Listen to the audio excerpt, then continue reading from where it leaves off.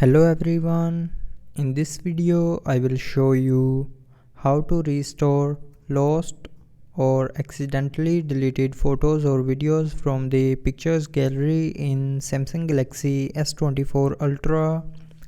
So before starting the video, don't forget to subscribe the channel and also press the bell icon. So first of all, open Gallery app.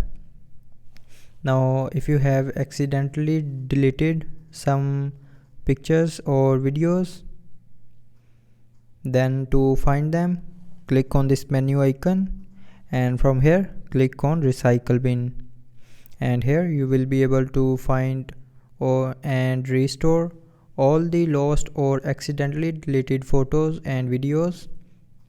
So to restore, just simply press and hold on the picture. Now select the pictures that you want to restore, and after selecting pictures and videos,